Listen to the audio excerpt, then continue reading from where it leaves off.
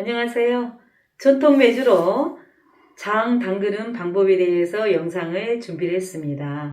올해 지금 3년 만에 다시 지금 장을 담급니다. 또 장 담그는 날짜가 이렇게 매년 달라지기 때문에 여러분들께 다시 영상을 준비를 했습니다.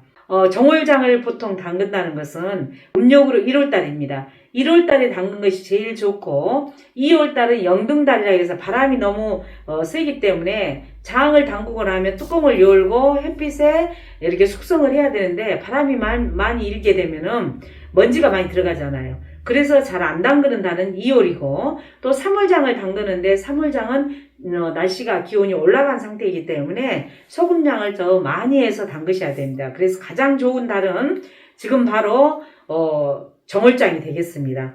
2월 6일이 말날이었어요. 그렇게 말날이고 그로부터 12일을 더하면 다음 주 화요일이 18일입니다. 그날이 말날이거든요. 그래서 정월장은 지금 이제 18일 말날은 하루 남았고요. 그 다음에 이제 또 좋은 날짜가 뭐냐면은 음력으로 끝자리 숫자가 9나 0으로 끝나는 날을 손 없는 날이라고 그러거든요. 그래서 그런 날 담궈도 됩니다. 근데 손 없는 날은 이미 지난 것은 놔두고 앞으로 닥칠 손 없는 날이 2월 16일, 17일이 되겠고요. 또 2월 26일, 27일이 되겠습니다. 그래서 지금 현재 말날과 손 없는 날을 저기를 하면 정월장이 딱 5일을 이렇게 담을 수 있는 좋은 날이 되겠습니다. 장을 담을 때는 재료가 필요한데 가장 중요한 게 바로 이 메주가 되겠습니다. 그래서 이 메주하고 또 이 물도 순수한 물이어야 됩니다. 그래서 수돗물 같은 경우에는 염소 그런 소독약 냄새가 많이 나기 때문에 안 좋고요. 아주 그 약수터에서도 순하면서도 무색무치 그런 그 물이어야 됩니다. 그래서 이제 정 없는 경우에는 그냥 시중에 파는 이 생수를 준비해 주시는 것이 또 좋습니다. 근데 저희 같은 경우에는 아주 지하수가 음용수로서 굉장히 좋기 때문에 저는 지하수를 그냥 이용할 거거든요. 그 다음에 또 중요한 것이 이제 소금입니다. 자, 제 소금 한번 보세요. 얼마나 설탕처럼 하얗잖아요. 이렇게 하얀 거는 저는 지금 이 9년 가까이 된 지금 그 소금이거든요. 그래서 이렇게 하얗게 하얀 설탕처럼 이렇게 뽀얗게 됐습니다. 그래서 간수가 최소한 소금을 사가지고 3년 이상 간수를 뺀 소금으로 여러분들이 꼭 간장을 담그셔야 된다는 얘기를 말씀을 드리고요. 메주는 검정 곰팡이가 하나도 없어요. 그리고 노랗게 푸르스름하게 이렇게 메주 곰팡이가 아주 잘 피어 있습니다. 이런 메주가 아주 최상의 메주입니다. 그렇기 때문에 여기가 검정 곰팡이가 피어 있다는 것은 안 좋아요. 그래서 여러분들이 메주를 고를 때도 이런 메주를 고르시면 좋겠고, 그래서 이제 이렇게 세 가지가 기본적으로 재료가 필요하고, 이거를 담그려면은 항아리가 필요하겠죠. 그래서 항아리가 필요하고, 또 이거를 다 담그신 다음에 여기 위에다가 이제 쾌쾌한 냄새를 제거하기 위해서 숯을 달궈 가지고 넣을 거고요. 또 붉은 고추, 이거는 바로 곰팡이가 피는 것을 막아주는 역할을 합니다. 대추도 대여섯 개 넣어주시게 되면은 약간 단맛이 우러나는 그러한 간장이 되겠습니다. 지금부터 이제 말날이나 손 없는 날에 뭐를 하시냐면은 바로 소금물을 그날 붓는다는 얘기예요. 그러면 그 전에 다 해놓으셔야 되겠잖아요. 그래서 날씨가 좋은 그런 날에 저도 이렇게 딱 깨끗이 씻어서 다시 햇볕에 말려놨습니다. 그래 지금 현재 여기 보면 이 메주하고 딱 차이가 나죠. 그렇기 때문에 이 메주는 씻지 않은 메주고 이 메주는 씻어서 말려놓은 메주입니다. 그래서 간장을 담글 때는 이렇게 깨끗이 씻어서 말려놓은 상태로 이게 이제 준비가 되셔야 됩니다. 그러니까 말날이라든지 손 없는 날 전에 이루어져야 되겠죠. 그 다음에 있어서 이제 소금을 물에 풀어 놓으셔야 돼요. 제가 지금 비율을 말씀을 드리면요. 저 같은 경우는 소두 반말입니다.